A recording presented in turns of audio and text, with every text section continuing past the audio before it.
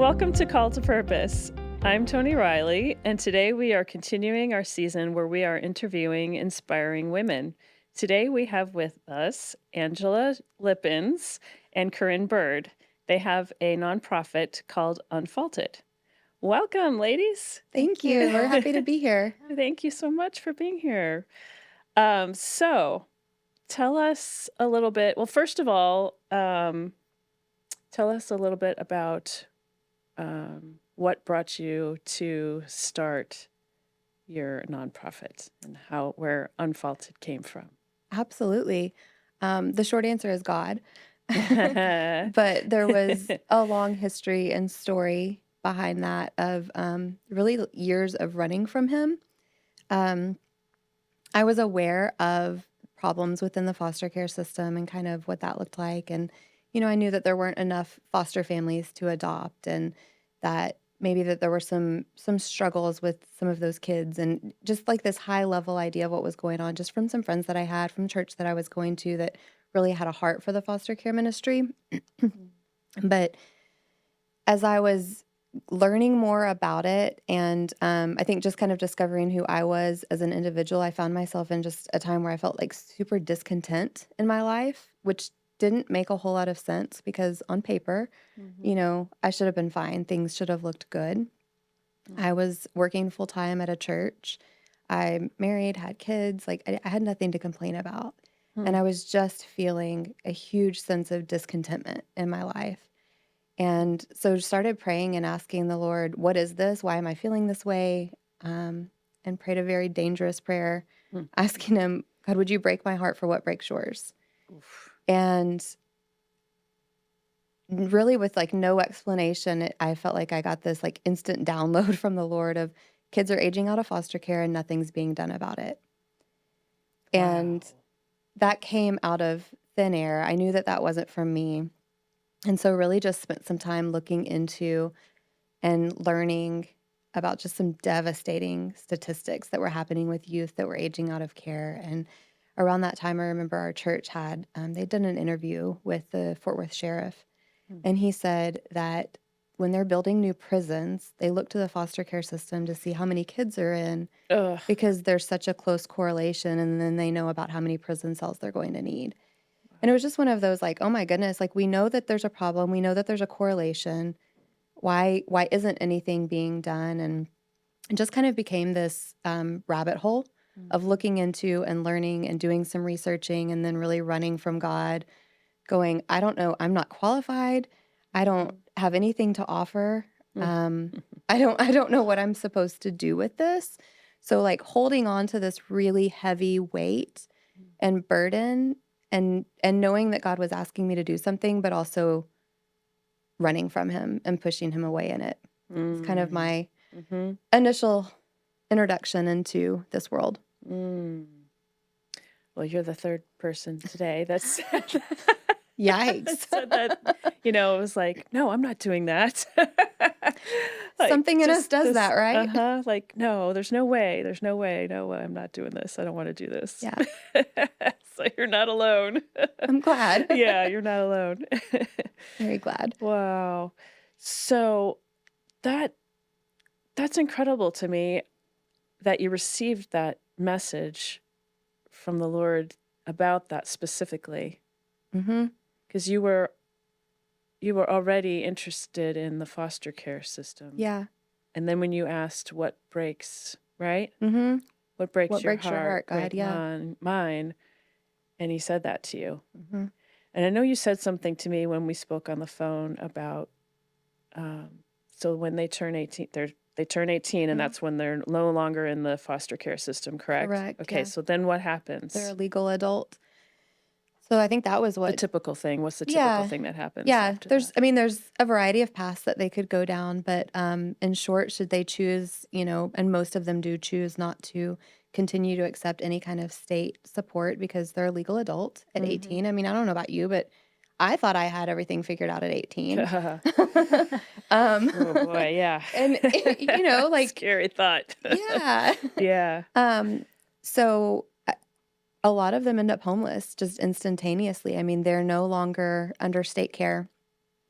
They we heard story after story from youth, and they were telling us, yeah, I basically packed my things up in a trash bag and went to the homeless shelter. Oh my gosh. And that was what their 18th birthday looked like. That is devastating. Hmm.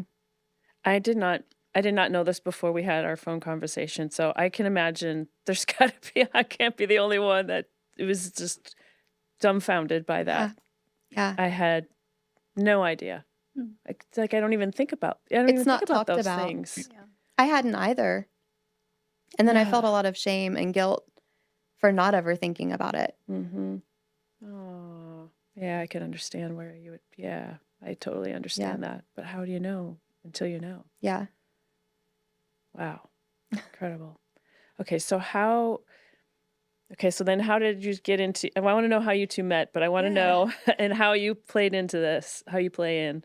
But, how did you lead into Sure. what you're yeah. So at the time when all of this was going on and God was putting that on my heart, Corinne and I were both working together at the same church. And we were the only two females on staff at the Mm, time. And so obviously you're going to build a friendship, with coworkers, but then sure. especially when you're the only two females on staff, like we had really built a sweet friendship at that point. Mm, And started out just as coworkers, but had grown to that level. But when God first put this on my heart, I had gone to her as a friend and just said, I don't know what I'm supposed to do with this. Will you please pray for me and with me in it? And had just shared with her what God had broken my heart over, mm, and really didn't know where it was going to go from there. But she continued to hold me accountable and say, hey, what are you doing with that?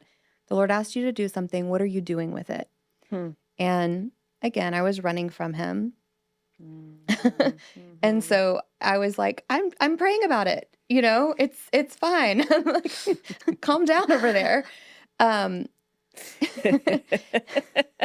isn't that enough? That's hysterical. Yeah, I'm still praying about I'm it. just praying about it. Which turns out it wasn't enough. Ah. Um, and so I'll kind of fast forward a little bit because I mean, this was truly like a couple of years of that happening.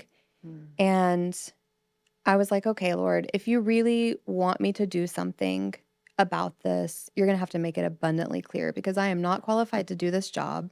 I don't have a background in social work. I don't have a background in foster care. I don't know what I'm doing. mm. Really quickly after that, our church opened up a new campus and they had asked me to go out and help with the children's programming. And so I was out there one Sunday morning and this girl comes up to me and she wants to know where she can get a free t-shirt. Oh my gosh. So I That's got her a awesome. shirt and, started a conversation with her. Mhm. And I was like, how did you end up at church here today? Because we were meeting in a school gymnasium. And so nobody drove by and stopped because they saw a cool building. Like they had a story as to why they were there. And Sorry, Doug. yeah, I know. Oops. It was in a school gymnasium. So Oh. she wants a free shirt. We start having a conversation. I said, how'd you end up at church here today? And she said, well, I aged out of foster care and I'm living with my former foster family. And they told me I needed to come to church today. Oh my gosh. And I was like, okay, God. Wow, way to Yeah. lay it on you. Yeah. So It can't get any louder than that. it cannot. I asked her to lunch, um, fully prepared to look like a complete lunatic, right? Like, who's this crazy lady just asking me to go to lunch? And a couple weeks later, she agreed. And what happened that day just shook me. Like, I sat down and started talking with her, and she wasn't one or two of the statistics that I had read about. She had had every horrific part of the foster care system was something that she had lived through. Oh.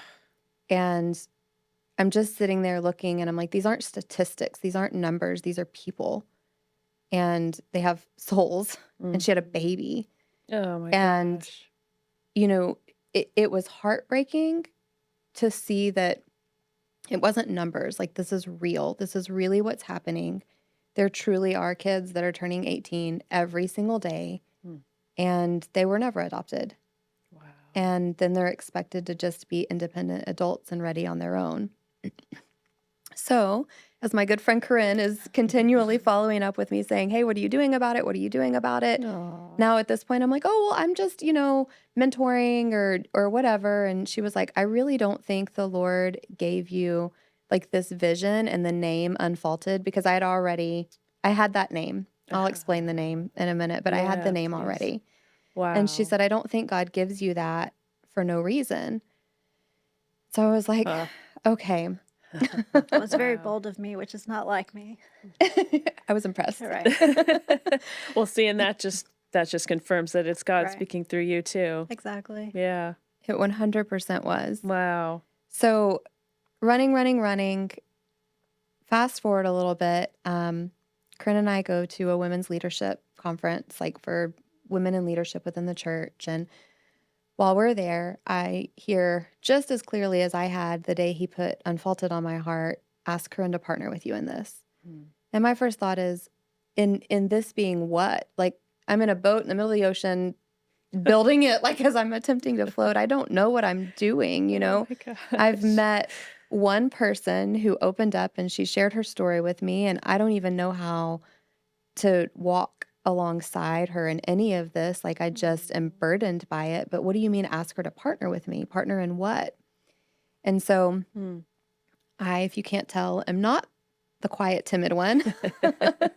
However, in Love this it. moment, I became very quiet and timid and very sheepishly. I was like, "Hey, Aw. maybe would you, if you'll pray about, would you want to partner with me in this? I don't know what I'm doing." And she immediately said yes, Wow. which was not Oh. like her. So I'll kind of let her share why and what that looked Yes. like. Yes. So, about the same time that God was breaking Angela's heart for kids in foster care and aging out, he was also breaking mine. So, my husband and Wow. I have three kiddos. And I just remember clear as day, it was one of their holiday breaks. So, I think it was about winter. And my husband happened to be home that day. We spent it all cuddled up inside because it was cold outside. So, we had Mm. done board games, movies, the whole nine. And it was time to put the kiddos to bed. So my husband went upstairs, puts them to bed, and he said he remembers coming downstairs. The room's dark. I'm already in bed. And he said he just remembers, moving his hand over. And I was just crying that deep, sorrowful cry. He said he felt the bed Wow. shaking. Oh Uh, my gosh. just absolutely breaking my heart. And he said, he reached over and said, what is wrong? And at that moment, God was breaking my heart for kids out Mm. there that didn't have what mine do. Mine are Wow. supported, mine are loved, mine are encouraged. They know they're going to eat every single meal. Yeah. They know that any dream they bring to us, we're going to try and figure out as parents how to encourage and Mm. support them in that. And so at that moment, it was just that day full of love just broke my heart at the end of the day. And so Mm. just kind of left with, I don't know what this is. And so later Wow. I went to my life group with it. And in prayer request, I boldly spoke up and shared with them. And so then they, pressed me and they said, "Okay, so what are you going to do about it?" And I was kind of like Wow. Angela, like, "Well, I'm I'm just praying about sharing. it. Calm down." And I'm praying about it. And so they were like, "Okay." So they were the ones to hold me accountable. And Wow. so I just continued to pray. Had friends kind of bring ideas, and I just really didn't know. Nothing was making sense, and so continued to sit and pray. And so about a year prior to Angela asking me at that conference, my husband and I were talking, and I was sharing, I checked in with Angela, sharing my day and telling him how, this thing that she was doing. And he just very boldly said, "She's going to ask you to partner with her in that." And if you know my husband, Oh my he's a gosh. big, goofy guy, Marine, so doesn't take much serious. And so for him to say that, I, very foolishly kind of brushed him off. And I was like, "Okay, that's very presumptuous because we're friends and coworkers that you would say that." And he said, "Okay." So I continued to pray. And so when Angela asked me that day, it wasn't, I didn't need to pray about it anymore. I felt like God was Yeah. kind of This set is this it. moment. This is your moment. Mm-hmm. And so I agreed, and here we are. Oh my gosh, it's incredible. Yeah. I love how he and just to confirm off of each other, like, he brings people in our lives to speak Yes. through, us to give messages from him. But it's incredible how he did that with you too and just brought you to the exact same Mm. goal. Yeah. Right. Like Yeah. you're doing this. I've chosen you two to do this together because yeah, it does help when when you're not doing it all alone. So And he much. knows that. Yeah. It's awesome. We Yeah. always say that if God hadn't entrusted just one of us, nothing would Hmm. have moved, right? Yep. I am the slow and um, just more slow paced one. And so I feel like it would have never moved. And for I Angela, would have started a dumpster fire. no, no. But for God to so kindly bring us together as friends, to Oh, build that friendship that now, there's a trust, there's an yeah. understanding And it, to be able to yeah. do this. And it seems like you balance each other out so well too, just with your, Very. their personalities, obviously, from what I've already gathered or what we've already gathered here. And just, yeah, like I'm sure he's given you gifts and given you gifts. And yeah, there are no coincidences Yeah. in that. Right. I love it. It's been cool to watch that and how it's grown and how he perfectly orchestrated in Mm, Yeah. ways that, all of those fears that we had going into it and all of the running mhm. that we did. I remember, I think it was the day that we had like, okay, we're gonna do this. We were like, do you think God's sitting up there like, finally they got it? Like for years It's I've been, about time. yeah. For sure he was. But it's really cool to see how he orchestrated it all and Mm, has comforted us both. I think just throughout the entire process by showing up in really miraculous ways and allowing us to mm, balance one another out and to use our gifts mm, that he's given us that are different mhm. from one another, but to use them together for his kingdom. Yes. Oh, it's beautiful. I love Yeah. it.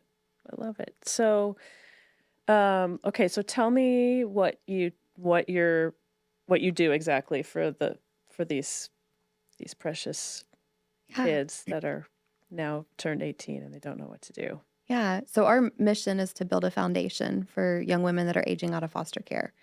And we really believe that that foundation lies on Christ and, would love to see all of them have a relationship with Christ one day. Um, but something that we learned really early on and that we heard from some of the youth was that I don't need all the things. It's not about the resources. I need Mm. good relationships in my life. Oh wow. And so we focus really heavily on connecting them with strong mentors who are going to be able to disciple them, who are going Hmm. to make a commitment to them it's not 12 months, it's not 18 months, but like these volunteers that are coming in and committing to mentor are making a lifetime commitment. Wow. And that's huge and that's something that's needed when you've grown up in foster care and every relationship has changed Hmm. just continuously. And so that's really our primary focus is those relationships. And we have a lot of other things that we do and that we think are great pieces and parts, Hmm. but we recognize that that relationship piece is key. Hmm. We also provide life skills conferences. We call them Empowered, and they're fun. It's a full day. Like we really want to give the girls like this conference experience where they're able to hear some dynamic speakers, specifically speakers who've aged out of foster care themselves, Mm. and they're able to see what their journey has looked like and learn from them and grow from them. But really, just to fill in those gaps of maybe life skills that were or weren't taught, Hmm. but that are so crucial and necessary as you're transitioning into just young adult living, which I'm going to say like that 18 to 25-year range is hard, just Hmm. period. That is hard for anybody, regardless Hmm. of their background. But then when you add in foster care and all it entails, it just makes it that much harder. Hmm. So that's one of the key things that we do is our empowered conferences and lots of other things that are really important. We provide counseling for them for 3 years. Mm. We help connect them just with some vital resources, food pantry, toiletries, financial assistance, things like that to help them get on their feet, Mm. fill in those gaps where they're at. Okay. And how do they find out about you? I mean, they've all sorts of ways, social media, Okay. friends. It's crazy what a small world foster care is. We've Huh. had So we bring our girls in generations, is what we call them. And so we'll bring in like a cohort of them, 5 at a time. And so we just recently had, I don't remember what gen she was.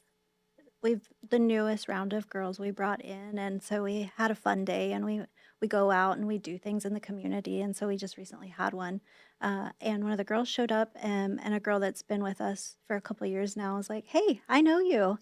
Small world. Oh, So wow. they'd been at a placement together previously, and Like in so middle school. right. Oh, wow. So friends, you know, Huh. a girl will join and kind of feel us out and test us maybe a little bit. And Yeah. then once they figure out, okay, these people are all right, they might tell their friends about us. We've had caseworkers reach Mhm. out, Okay. um, different Huh. organizations that partner with us, all sorts of ways. Or like schools too? Yeah, Yeah. school Okay. counselors. We work very closely with Ah, PALS, which stands for Preparing for Adult Living. They are okay. caseworkers that work directly, like with CPS, specifically with youth that are 14 and older, Wow. that are preparing for that adult living. And I meet with them on a monthly basis, and Hmm. just we take referrals through them. And Okay. so it's, yeah, schools, counselors, social workers, friends, Mhm. Great. social media. Yeah. Okay. Excellent. Huh. That's it's interesting how I mean, this is just like a whole nother it's a whole new world, Yeah. like a whole nother world that I'm telling you, I don't think people think about this. They don't. Mm-mm. No. And It, it's so sad. And I live in Fort Worth mm, and there's homeless people everywhere. And when you were telling me your story, I was thinking of this he's a boy, really. He's probably 20 mm, and he sits out on the median and it's like yeah, holding a sign. I'm like that could be somebody that just came out of foster care Yeah. like, likely is. and never thought of that before. No, Yeah. no idea. Yeah, it's a huge percentage of our homeless population was in foster care. They have experience in foster care. Wow. I mean, even just within the youth that we work with, Mhm. I mean, we are regularly, daily, yesterday and today, like dealing with girls who are homeless. Mhm. Wow. That's so sad. Hmm. Yeah. But I'm so glad God placed that on both of your hearts to do this. It's a huge problem. It's much bigger than us, and it's definitely going to take a lot more than Oh yeah. just Unfaulted Right. Wow. to really make an impact. I can't even fathom. 23,000 kids in America every year age out. Wow. Yeah, you're gonna need more than me too. Yeah, we need a lot Yeah. more. So how do you get funding? Primarily crowdfunded. Okay. We have started applying for some grants, which there's, some challenges with that being a faith-based organization. There's Mm, some people are not interested in funding any type of faith-based organizations. Others, fortunately, are, mhm. but primarily just personal relationships, crowdfunding, and then grants. Okay. Yeah. Okay. What is something that transpired that confirmed God, which you kind of I mean, we've been doing Hmm. this all along, or is working behind the scenes, obviously. We've seen that. But is there anything else that you'd like to share that is just like, wow. This is obviously God. You mean? You want- Yeah.